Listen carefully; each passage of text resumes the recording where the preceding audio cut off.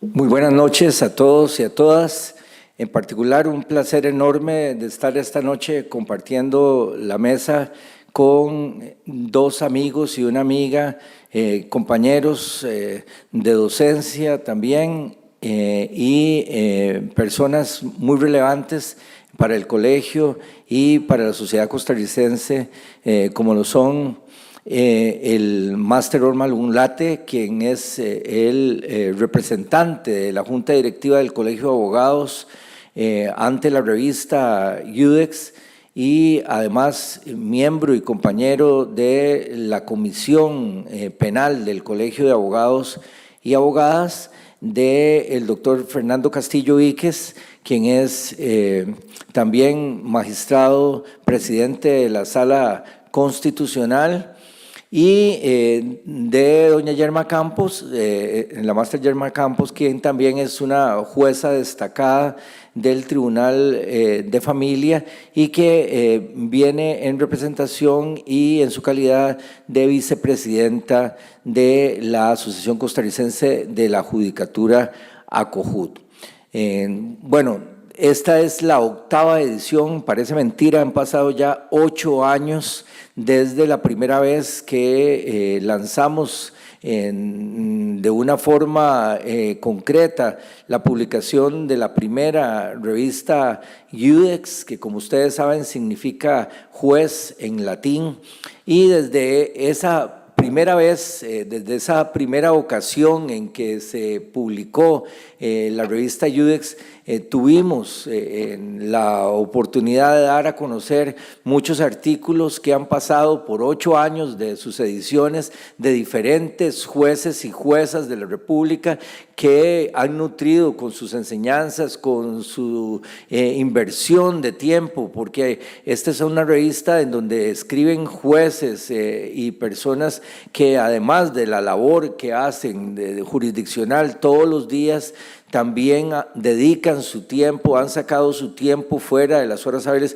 para escribir artículos de calidad académica que son además proyectados de inmediato nacional e internacionalmente en todos los países del mundo. Para mí, como su director, desde el primer año de su lanzamiento, sigue siendo un verdadero honor el compartir año una vez más y por 8ª ocasión con todos ustedes, a sabiendas de que los artículos de una muy diversa naturaleza, como ustedes verán en esta publicación, en donde tenemos desde justicia constitucional, penal, derecho de familia, filosofía del derecho, derecho civil y también materia laboral y niñez y adolescencia, y cómo no, justicia penal juvenil, también representados en esta ocasión. Muchas gracias a todos los que hacen posible que se siga invirtiendo en esta proyección de la calidad de los artículos científicos de los jueces y de las juezas de no solo Costa Rica, sino de otros países que también han publicado y continuarán haciéndolo en el futuro. Y desde luego que un agradecimiento particular a los autores que en esta edición también intervienen.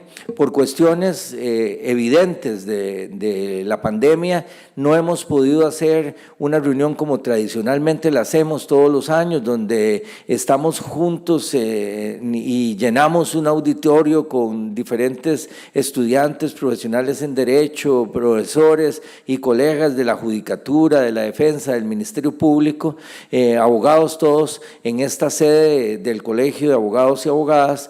Este año no ha sido posible el que estemos en esa situación, sino que únicamente estamos presentes aquí los representantes de la COJUD, el representante de la Junta Directiva y un representante de los autores de esta edición, que es don Fernando Castillo, a quien posteriormente escucharemos también haciendo una sinopsis del artículo que él presenta.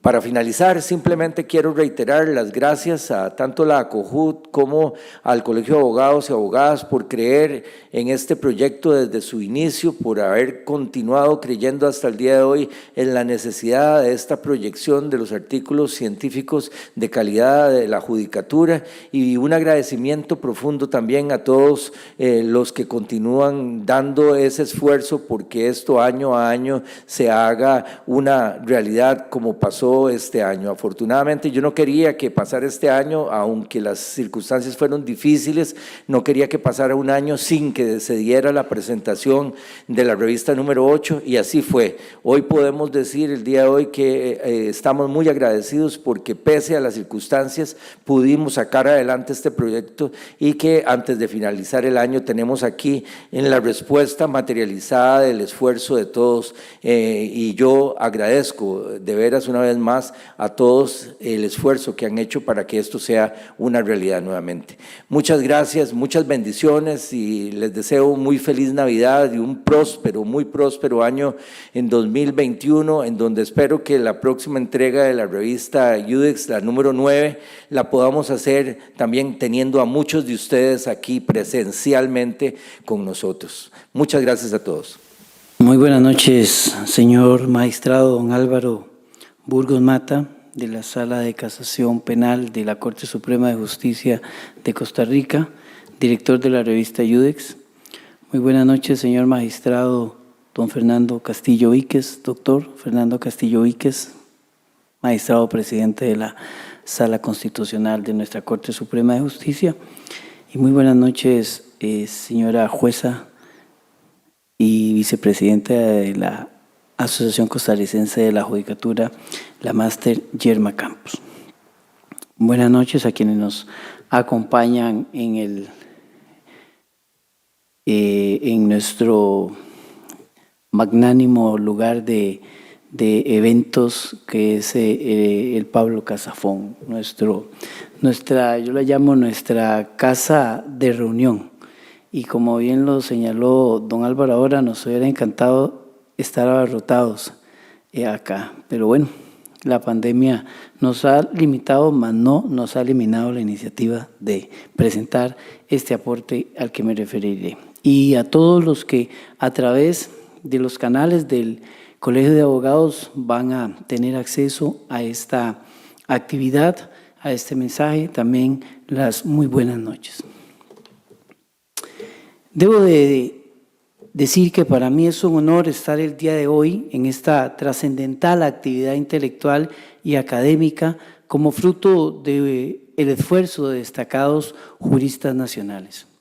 Me complace enormemente ser el representante de la Junta Directiva del Colegio de Abogados y Abogadas de Costa Rica ante el Consejo Editorial de la revista UDEX, la que a lo largo de 8 ediciones se ha esforzado por aportar a la discusión y pensamiento jurídico temas de actualidad de distintas disciplinas del derecho.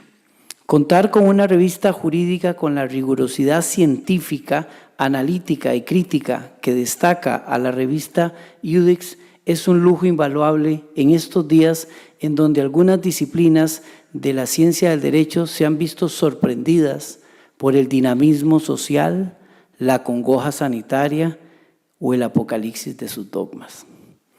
Tener latente en nuestro ambiente jurídico un ventanal de oportunidad y conocimiento como la revista UDEX es negarnos a claudicar el mínimo esfuerzo que se requiera para mejorar cada día nuestra profesión, su ejercicio y su dignificación como ciencia.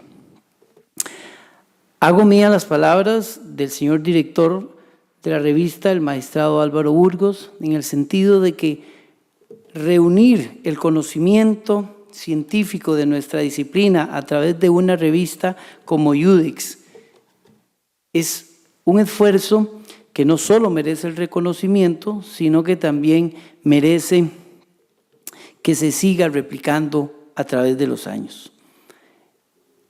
El tener acceso al conocimiento jurídico de una manera tan especializada como lo es la revista UDEX, como bien lo indicó don Álvaro, donde se abordan y se analizan una serie de temas de todas las disciplinas jurídicas del derecho, es un ventanal, así lo he llamado yo, es un ventanal, es poder tener esa visión, es poder tener el panorama para poder cada día ser mejores abogados desde el campo o desde la trinchera donde nos haya correspondido o hayamos escogido dignificar nuestra profesión y ejercerla. A quienes trabajan en el campo de la judicatura, pues su fortalecimiento en el conocimiento se verá reflejado en la administración de justicia, es decir, en sentencias más justas y más cercanas a el derecho y el reconocimiento de las partes. Si se trata de litigio, pues tendremos abogados con conocimiento para argumentar, para discutir, para impugnar, para hacer crítica de doctrina, para hacer aporte al proceso en el que se desarrollen. Si estamos en el campo del ejercicio de la acción penal, como serían los fiscales, pues tendríamos fiscales y fiscalas también con un mayor bagaje del conocimiento jurídico para poder llevar de manera correcta y efectiva la persecución penal. Y si se hace del campo de la defensa no privada, sino la pública, pues iguales argumentos tenemos para la defensa pública, a la que reconocemos que nuestra defensa pública es, si no la mejor, una de las mejores defensas públicas de toda Latinoamérica. Su modelo así lo ha demostrado. Gracias a todos los involucrados entonces en el enorme y sacrificado trabajo que implica presentar a la comunidad jurídica la revista Iudex, la que sin lugar a dudas es un foro de proyección innegable. En nombre de la Junta Directiva del Colegio de Abogados y Abogadas de Costa Rica, la Comisión de Derecho Penal y Penal Juvenil a la que pertenezco y de la que me honro compartir espacio con el señor magistrado don Álvaro Burgos, los instamos a los editorialistas, a toda la fuerza de trabajo que está detrás de Iudex, a seguir aportando conocimiento a nuestros queridos agremiados, los que estamos, los que vendrán y los que nos demandarán una herencia del aporte jurídico. Muy buenas noches, muchas gracias. Buenas noches, muchas gracias por acompañarnos en esta noche, muchas gracias por ser partícipes de esta actividad que es tan importante, no solamente para la Asociación Costarricense de la Judicatura, sino para el Poder Judicial en general. En esta noche que están presentes personas que son tan queridas y tan importantes para la vida institucional y sobre todo para la Judicatura. Quisiera, en nombre de la Asociación Costarricense de la Judicatura, dar las gracias en primer lugar a Álvaro por el esfuerzo de todos estos años, la perseverancia y la disciplina para que esta revista siempre esté lista y esté lista a tiempo y con material de calidad. Es importante para nosotros y nosotras poder tener un instrumento como este, ¿verdad? A final de cuentas, la revista se convierte en un instrumento de formación, de divulgación, de discusión de nuevas ideas. Y esto es sumamente importante porque cuando pensamos en la judicatura, pensamos en hombres y mujeres dedicadas a una labor que es única dentro de la sociedad costarricense, como es la administración de justicia. Personas que han dedicado su vida profesional a esta labor, que en el caso de quienes estamos aquí presentes son décadas, ¿verdad? Entramos siendo muy jovencitos y ya todos peinamos canas. Y entonces eso nos hace darnos cuenta de que han pasado muchos años. Desde que iniciamos, todos tenemos recuerdos de nuestras primeras andanzas, ¿verdad? Yo recuerdo que diciembre de 1989 fue mi primer nombramiento como jueza y de ahí hasta la fecha administrando justicia en diferentes despachos en todo el país. Y cada uno de nosotros puede contar aquí su trayectoria, su experiencia, ese recorrido que hemos hecho para llegar hasta el día de hoy. Y ha sido un recorrido en el cual hemos estado juntos en muchos momentos. En muchos momentos hemos tenido que enfrentar situaciones difíciles para la judicatura, y no solamente como gremio de jueces y juezas, sino como representantes de los jueces y juezas dentro de la institución y a nivel del país. ¿Qué ha sucedido con la judicatura en este país? Que se ha convertido en un pilar fundamental de la democracia. El ejercicio de la judicatura en Costa Rica, y creo que en el mundo entero, garantiza que la democracia sea sólida, que un país pueda ser respetuoso no solamente de los derechos individuales, sino de los derechos sociales, de los derechos colectivos. Y no solamente viene a garantizar derechos de manera aislada, sino que viene a garantizar un modelo democrático, siempre y cuando esos jueces y juezas gocen de independencia judicial. Por eso tan importante es para la Asociación Costarricense de la Judicatura el tema de la independencia.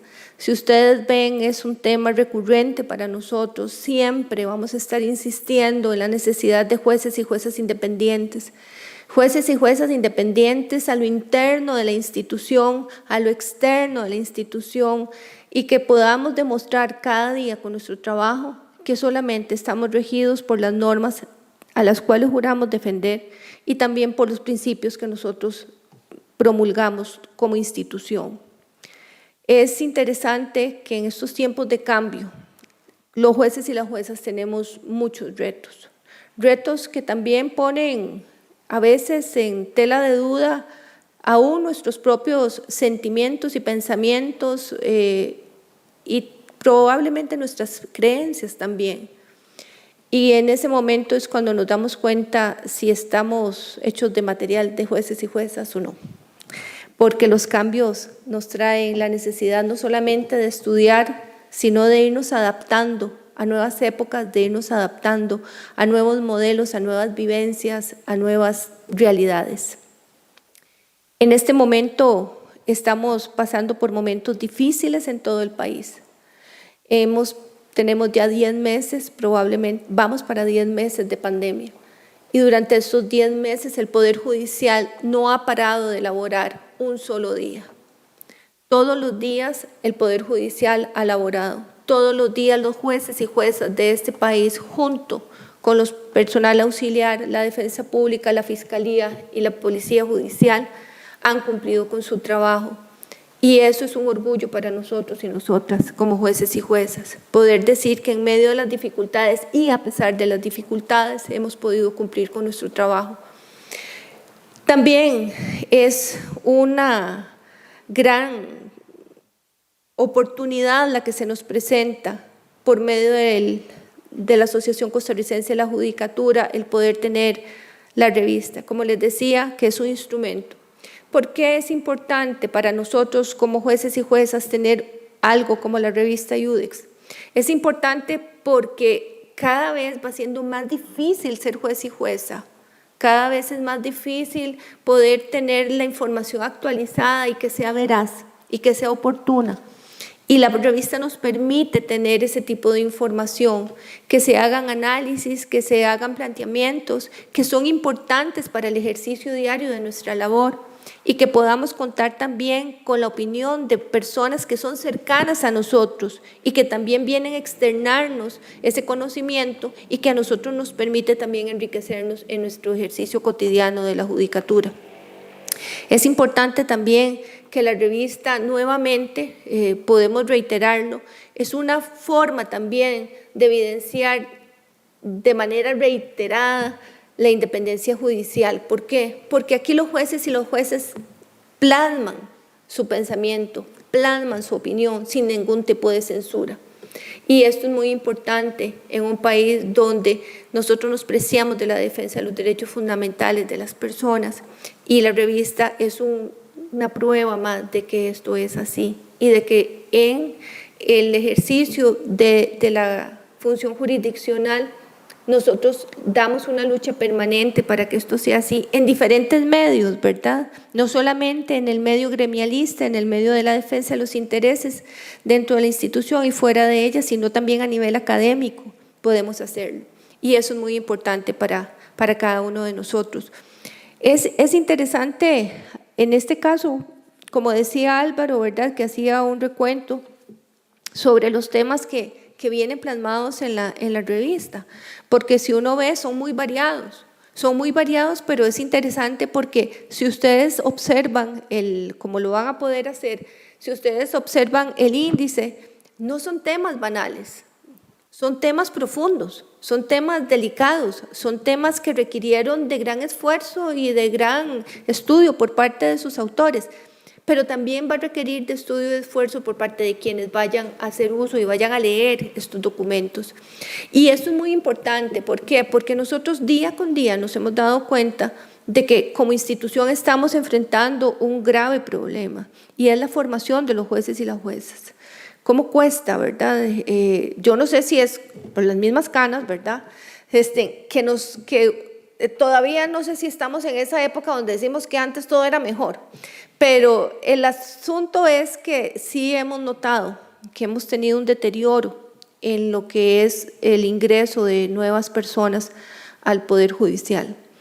En los exámenes que realizamos en carrera judicial, nosotros nos podemos dar cuenta, en exámenes donde hay un concurso de 400 personas, y que lo diga Álvaro, que ha sido mi compañero haciendo exámenes de carrera judicial, en un concurso de 400 personas, llegan 200 personas, de esas 200 personas pasan el examen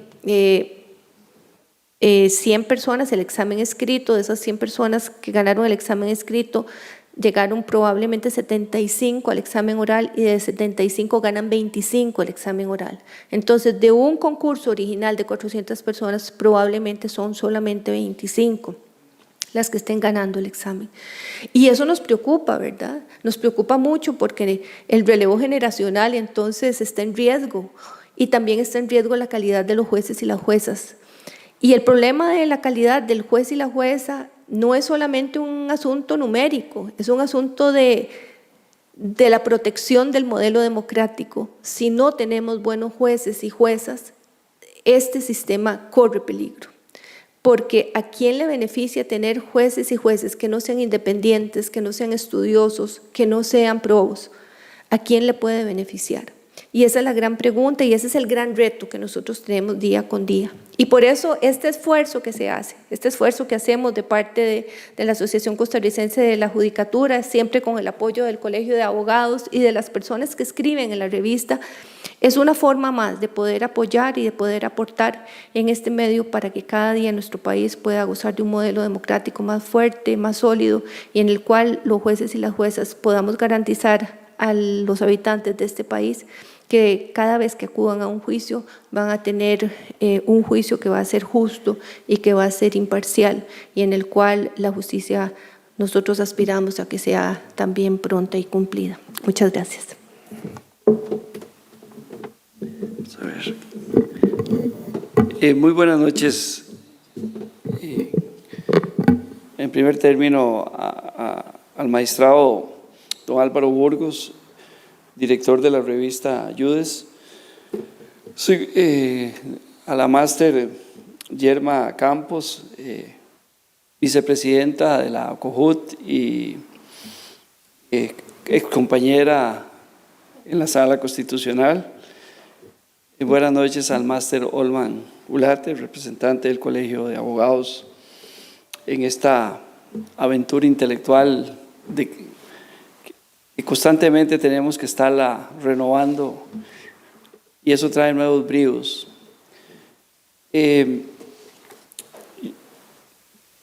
Y buenas noches también a mi esposa, que siempre me acompaña, ¿verdad? Que es, bueno, en segundo término, quisiera agradecer a los autores, a Álvaro y a la Asociación Nacional de Jueces por la oportunidad de escribir en la revista. Es un privilegio, es un honor poder escribir. Y como bien dice Álvaro en la introducción, este es como un artículo, algo que se sale de lo común. Yo tengo una gran preocupación, y ahora que escuchaba a la máster doña Yerma Campos sobre el tema de la calidad de los jueces, es el impacto que en las distintas judicaturas, no solo la constitucional, sino también en los ámbitos derecho penal, administrativo, familia, etcétera, tiene el influjo de la jurisprudencia, y no solo la jurisprudencia de las altas cortes o de los tribunales superiores, sino también la jurisprudencia de la Sala Constitucional y la jurisprudencia de la Corte Interamericana de Derechos Humanos. Entonces, un poco el ejercicio que hago yo en este artículo es hacer una especie de disección, como se le llama, disección de una sentencia, es un análisis profundo para extraer el argumento central, la ratio decidendi, y dejar de lado las obiter dictam o obiter dictum, que son los argumentos secundarios que acompañan al argumento central de la sentencia. Y eso lo hago básicamente porque yo estoy notando algo que se está dando muy regularmente, no solo en la judicatura, sino también en el ámbito de la administración pública, y es que muchas veces se citan alegremente, con mucha ligereza, sentencias de las altas cortes, de la Corte Interamericana, de la Sala Constitucional, pero no hay un análisis profundo sobre cuál es la regla de derecho que está en la sentencia que se está citando. Entonces no se trata de citar párrafos, no se trata de citar obiter dictum, no se trata después de hacer un análisis profundo de una sentencia, de extraer esa regla de derecho y a partir de hechos relevantes aplicarla a casos idénticos. Y entonces estamos viendo como una especie de trasiego de muchas sentencias, de mucha jurisprudencia, sin el mayor análisis, sin la mayor rigurosidad científica, sin detenerse a precisar cuál es la regla de derecho que ha sentado las altas cortes o que ha aceptado la Corte Interamericana de Derechos Humanos o, en el caso de la Sala Constitucional, la Sala Constitucional. Y bueno, a partir de ahí yo tomo una sentencia que es una sentencia muy complicada, es una sentencia muy extensa, el magistrado ponente fue el magistrado Salazar Alvarado y es la sentencia 12.496 del año 2016.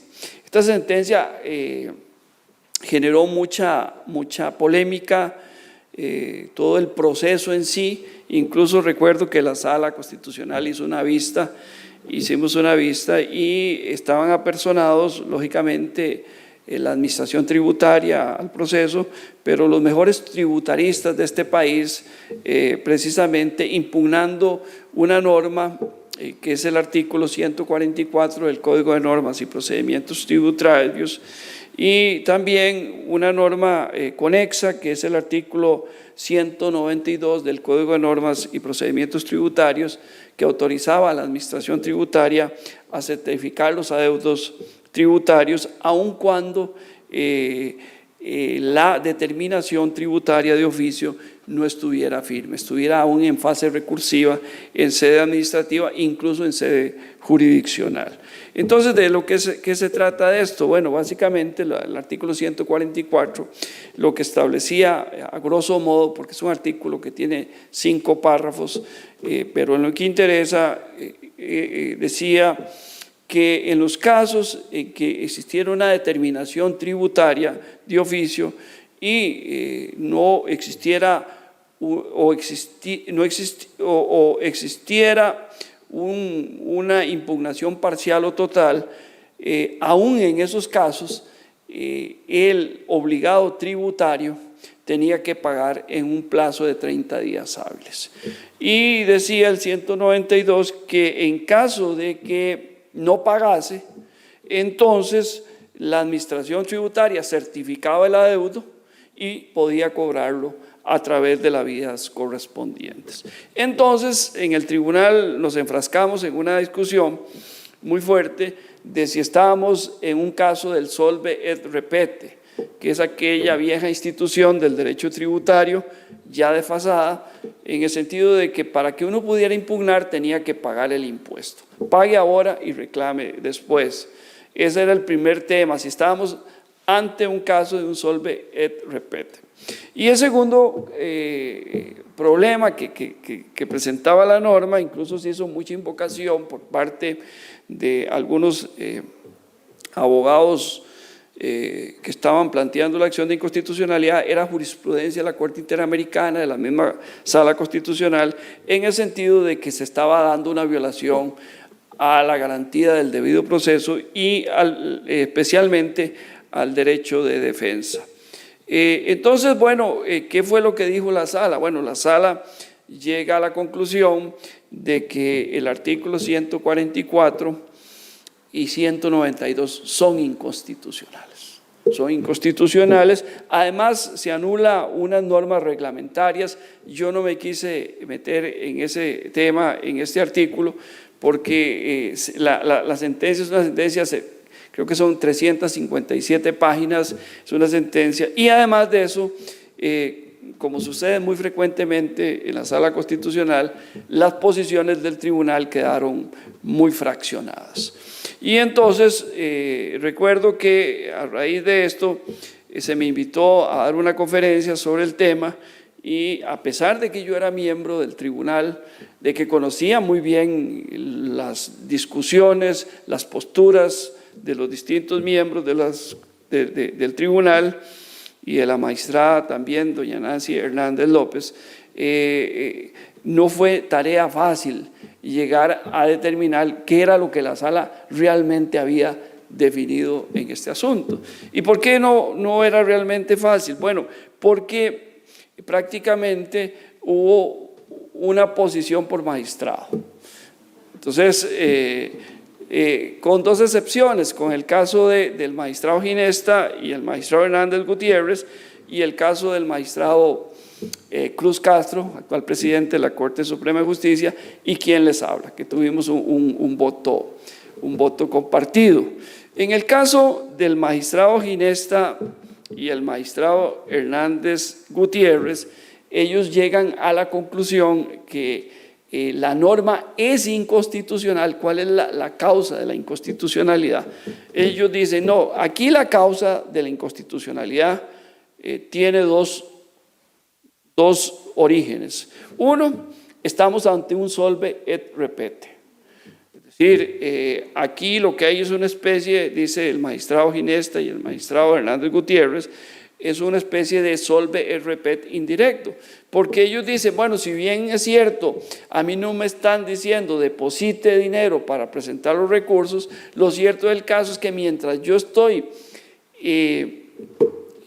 planteando los recursos, luchando contra la administración tributaria, sea en sede administrativa, sea en sede jurisdiccional, lo cierto del caso es que el adeudo tributario ya está al cobro.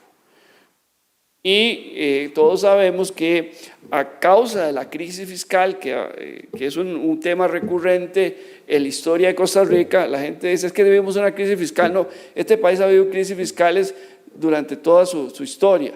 Y yo hay un libro, yo que doy un curso de Derecho Constitucional Económico, hay un libro que deberían volverse a editar, que es un libro de don Tomás Oleiwell, se llama Historia Hacendaria de Costa Rica, ¿va? O también el libro también de Rodrigo Facio, Historia Económica de Costa Rica. Entonces ellos narran cómo este país ha tenido una falencia en el manejo de las finanzas públicas. Hay una tendencia siempre a gastar más de lo que nos ingresa. Entonces, bueno, a raíz de las crisis fiscales, hoy en día ustedes saben que tener adeudos tributarios es prácticamente, desde el punto de vista de las relaciones con la administración pública, ser una especie de paria en nuestro país. ¿Por qué? Porque usted entonces no puede contratar con la administración, no puede tener una serie de servicios si usted no está al día con la administración tributaria. Entonces, claro, la tesis de los magistrados Ginesta Lobo y Hernández Gutiérrez no deja de ser muy, pero muy sugestiva. Pero también ellos concluyen de que sí se da una violación al debido proceso, porque ellos llegan a la conclusión que ese es un elemento dominante en la sentencia, en el sentido de que ese plazo de 30 días para las impugnaciones no resultan razonables ni desproporcionados. Es decir, yo tengo 30 días. Bueno, si a mí me ha hecho una determinación tributaria de 40 millones de colones, bueno, ¿cómo hago yo para ir a pagar esos 40 millones para no quedar como una especie de deudor tributario en las listas que son listas, de acuerdo con una sentencia de la Sala Constitucional, que son listas públicas, ¿verdad? Aunque nosotros hemos hecho una aclaración que no se debe incluir en las listas aquellos casos donde las personas tienen impugnaciones pendientes. Pero lo cierto del caso es que si yo hoy pido una certificación a la tributación directa, me van a decir, no, usted tiene un adeudo tributario. Bueno, eso fue la posición de los magistrados Ginesta Lobo y Hernández Gutiérrez. Luego tenemos posiciones individuales que, en primer lugar, del magistrado ponente, que fue don Luis Fernando Salazar Alvarado, que don Luis Fernando, luego de hacer un análisis sobre un tema muy importante en el derecho administrativo, que es el tema de la autotutela, es decir, de que la administración pública no necesita ir ante un juez para ejecutar incluso a través de la fuerza sus actos administrativos, es decir, los actos administrativos, artículo 146 de la Ley General de Administración Pública, son ejecutivos y son ejecutorios. Entonces él llega a la conclusión de que efectivamente en este caso se produce una vulneración al debido proceso. Incluso utiliza unas palabras, él considera que no solamente esta norma 144 y el artículo 192 son inconstitucionales, sino que son incluso inconvencionales. Por su parte, el magistrado Rueda concluye que también hay una inconstitucionalidad por la vulneración, sobre todo por la violación al derecho de defensa, porque él considera que los plazos o las etapas, dice él, que se le dan al obligado tributario no son suficientes para presentar pruebas ni alegatos de descargo.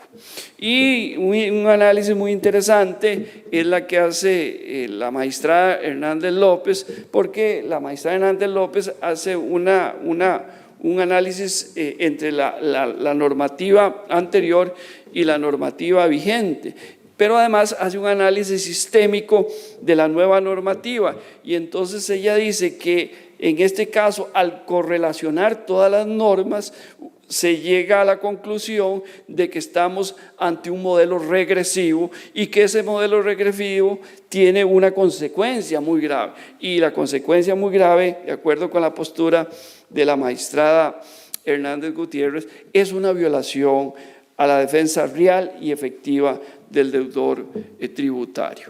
Finalmente, tenemos la posición del magistrado Cruz Castro y quien les habla, que nosotros tuvimos una posición diferente.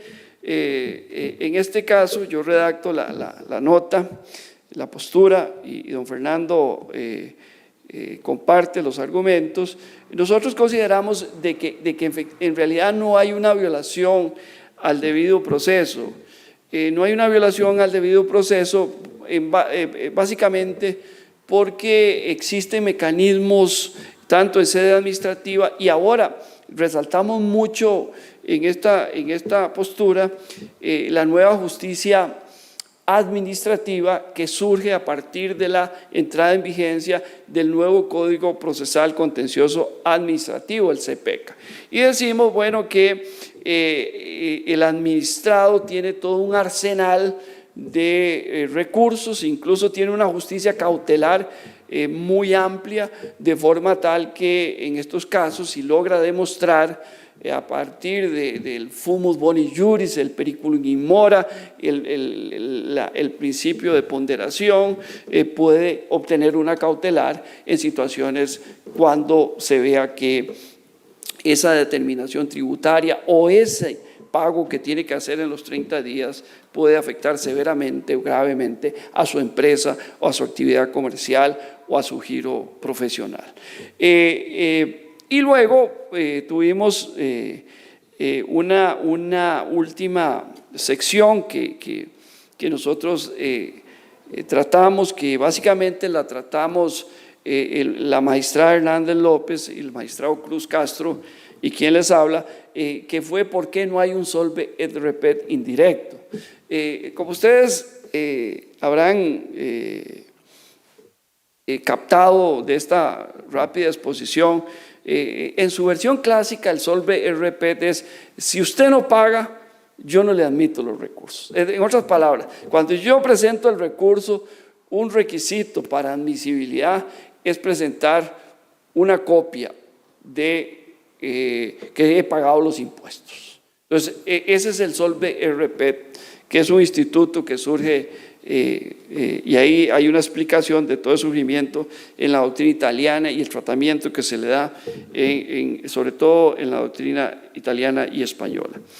Bueno, en este caso no estamos ante eso, ¿verdad? No es que a uno no le van a admitir el recurso, a uno le admiten, el recurso tanto en sede administrativa como en sede judicial. Lo que pasa es que uno tiene que pagar, si no queda como un deudor, como un deudor tributario. Incluso la administración pública podía certificar el adeudo tributario y cobrarlo. Hay una cosa muy interesante, que eso sí estaba en la legislación española, que se trae, y ahí es donde Fernando y quien les habla declaramos inconstitucional, porque en España sí se establece todo un modelo de garantías, que son aquellas seguros, garantías, para efectos de que la persona no tenga que pagar en efectivo, sino que dé una garantía a la administración pública que cubra, a la administración tributaria, que cubra tanto el adeudo como los intereses moratorios. Pero el problema que esta legislación tenía es que esa garantía se establecía por reglamento y eran garantías casi de primer orden, ¿verdad? Era prácticamente pagar en efectivo. Entonces, nosotros llegamos a la conclusión de que en su versión clásica no se estaba ante un solve et repet, porque a mí no me estaban condicionando. Y en segundo lugar, pues no podíamos desconocer que los actos administrativos son ejecutivos y ejecutorios. Es decir, desde el momento en que la administración pública, en este caso la administración tributaria, hace la determinación tributaria, la administración tributaria tiene la potestad de ejecutar, incluso por la fuerza, algo que no se hace en Costa Rica, que está previsto en la Ley General de Administración Pública, pero que es muy común en España, es lo que se llama la ejecución forzosa en sede administrativa.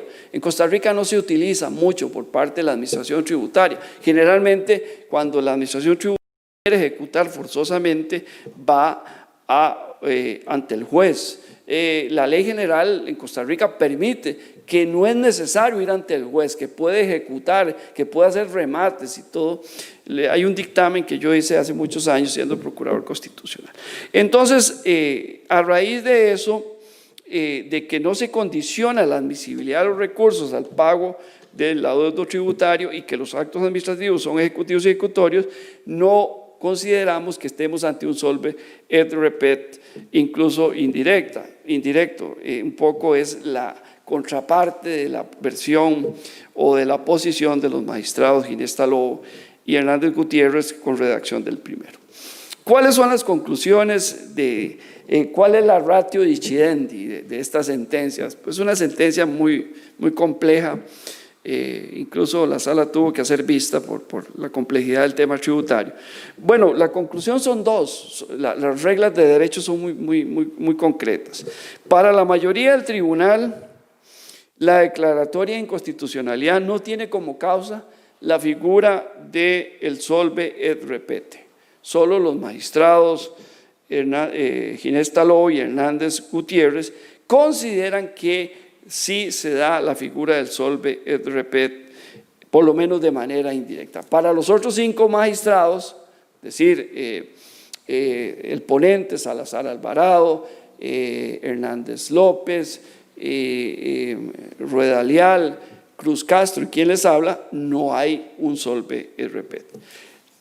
Para la mayoría, entonces, ¿cuál es la causa de la inconstitucionalidad? Bueno, para la mayoría, es decir, para los magistrados Ginés Taló, Hernández Gutiérrez, Rueda Leal, el ponente Salazar Alvarado y Hernández López, la inconstitucionalidad, la causa, la ratio decidendi está en que hay una violación a la garantía del debido proceso, en especial al derecho de defensa. Para los magistrados Cruz Castro y Castillo Víquez no hay tal vulneración del derecho de defensa, sino que el vicio de inconstitucionalidad está en que el sistema de garantías tenía que ser establecido mediante ley y no mediante vía reglamentaria, y además tenía que ser una opción de garantías que le diera amplio margen a los obligados tributarios para hacerle frente a aquellos adeudos tributarios que habían sido determinados de oficio y que tenían que pagar en 30 días hábiles. Esa es la sinopsis así muy rápida del artículo, y muchas gracias y muy amables por la invitación y por la deferencia de poder escribir en tan importante medio intelectual, y gracias y muchas gracias por todo. Sí, muchas gracias. Ya ustedes vieron la calidad de artículos que tiene la revista Judex. Para muestra un botón, ¿verdad? Esa sinopsis que hizo Fernando Castillo, que nos ha dejado a todos con ansias de leer el artículo una y muchas veces y disfrutar no solo de este artículo en particular, sino del resto de los artículos de la revista de este año número 8. Bueno, para mí, desde la creación de la revista, un estímulo adicional para los autores que escriben en la revista Judex es darle mínimamente unas separatas de su artículo, es decir, un mini librito de su artículo. Siempre son 50. Y muchas gracias, don Fernando, por su contribución de calidad, como lo han hecho todos los demás también articulistas en diferentes materias, y que usted de una forma que engalana a la revista ha representado dignamente el día de hoy. Para mí es un placer hacer la entrega formal entonces de estas 50 separatas de la revista de su artículo.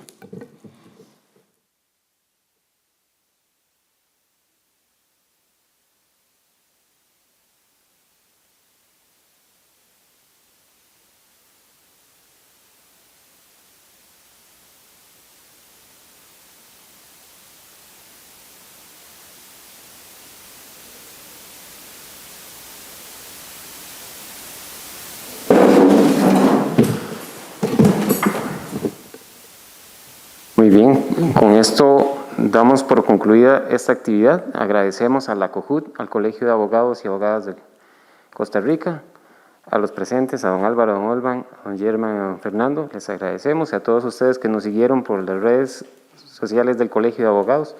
Les deseamos muy buenas noches y feliz Navidad.